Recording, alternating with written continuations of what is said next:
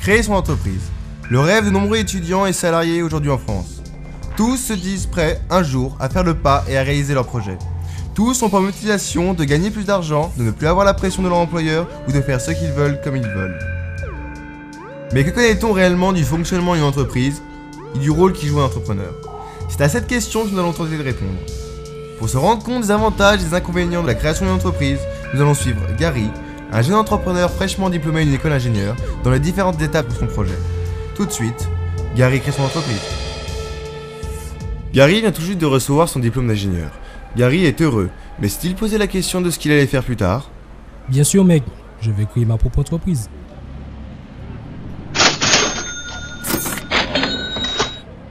Très bien, mais quand? Tout de suite. J'ai déjà réalisé mon dossier d'entreprise dans lequel se trouve mon idée détaillée, les prévisions budgétaires sur 3 ans et ma stratégie pour me développer et acquérir de nouveaux clients. Super! Il ne te reste plus qu'à aller voir le banquier pour trouver des fonds.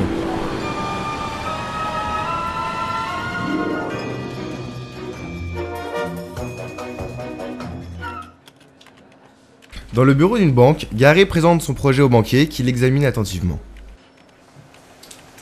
Monsieur Gary, votre projet est formidable. Vous voulez ouvrir une société d'études et de réalisation dans le bâtiment. C'est un projet intéressant et prometteur. Cependant, votre demande de fonds pour commencer votre activité me semble très importante. Ce qu'il faut savoir, c'est que j'ai besoin d'acheter du matériel, de recruter pour exercer mon activité, de louer un local pour stocker mon matériel. De plus, créer une SARL, ça demande peu de capitaux au départ. Bien sûr, mais 1 euro, cela me semble léger. Personne ne vous fera confiance. Je pense qu'en investissant vos biens personnels et en cherchant quelques investisseurs, cela serait mieux considéré dans votre activité. Vous connaissez certainement des personnes fiables qui pourraient être intéressées par votre projet. Demandez autour de vous et parlez de votre projet. Je n'ai pas les connaissances appropriées pour trouver une telle somme. Tenez, allez voir cet investisseur, Monsieur Al Capone. Il vous aidera certainement. D'accord. Gary va rencontrer cet investisseur potentiel afin de récupérer des fonds pour créer son entreprise. Il était loin de se douter qu'il allait trouver un vieux parrain de la mafia essayant de se reconvertir d'une manière assez douteuse, mais légale. Bien sûr, Gary, je peux t'aider à investir dans ton entreprise. Je te demande qu'une seule condition. Je veux que tu deviennes bénéficiaire dès la première année. Cela devrait pas être très difficile pour quelqu'un de courageux et travailleur comme toi. Par contre, si tu n'y arrives pas, je serai déçu. Et cela pourrait engendrer beaucoup de peine. Ne vous inquiétez pas, monsieur Al Capone. Je ferai plus que vos espérances. Très bien, je m'occupe du soutien pour l'appui du banquier. Gary retourna chez le banquier qui lui accorda sa demande de crédit sans difficulté. Ayant les fonds, Gary savait qu'il allait réaliser ce dont il avait toujours rêvé. Il devait maintenant s'occuper des formalités administratives. Gary avait une bonne astuce pour que cela soit rapide.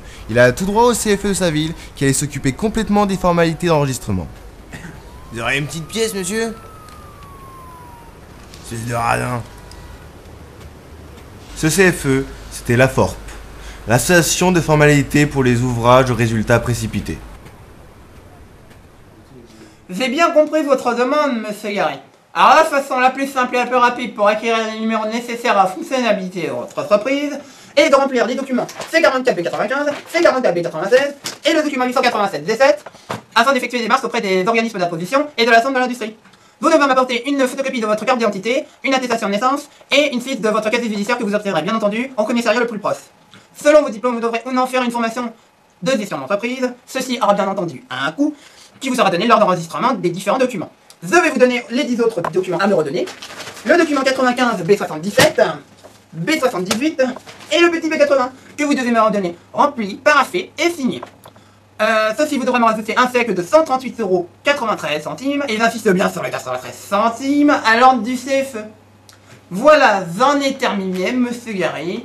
Vous voyez, c'est assez simple.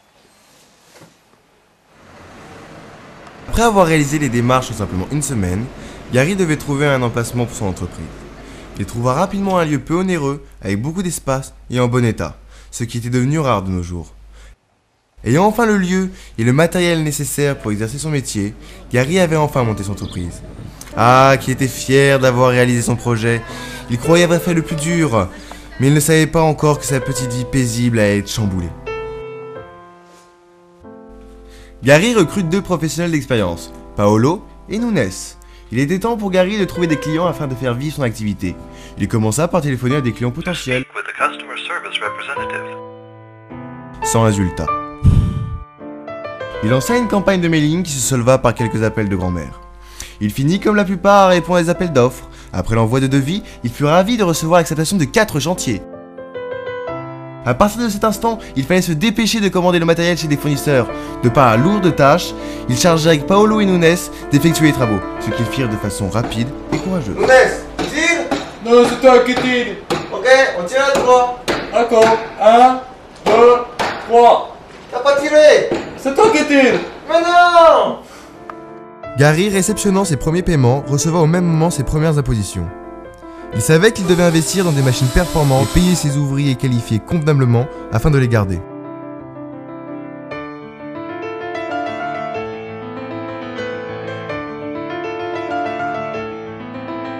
Lui se contenta de peu pour le moment.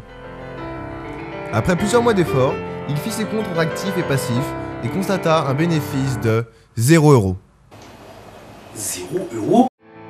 Et oui, 0 € afin de payer la TVA, la CSG, l'IS, la TPP, les impôts locaux, les taxes foncières d'enlèvement et professionnelles, et surtout de reverser un bénéfice à son associé majoritaire, M. Al Capone, Gary devait travailler sans relâche, jour et nuit, pour s'en sortir.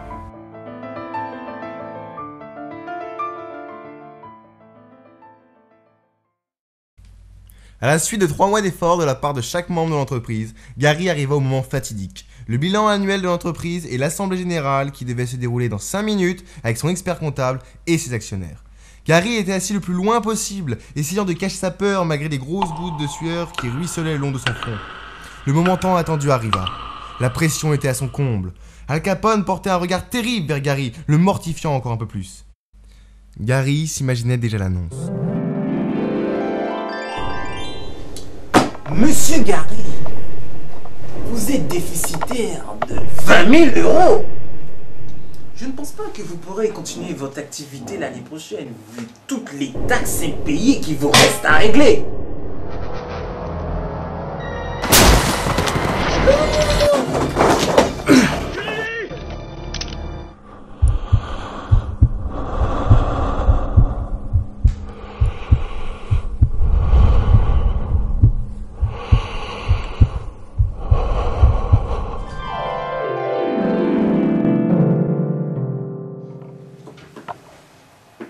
Félicitations, monsieur Gary. Vous êtes bénéficiaire de 10 000 € dès la première année. Gary poussa un soupir de soulagement et la pression qu'il s'était infligée pendant toute une année tomba d'un seul coup. Gary avait battu des pieds et des mains pour réunir un chiffre d'affaires de 160 000 €.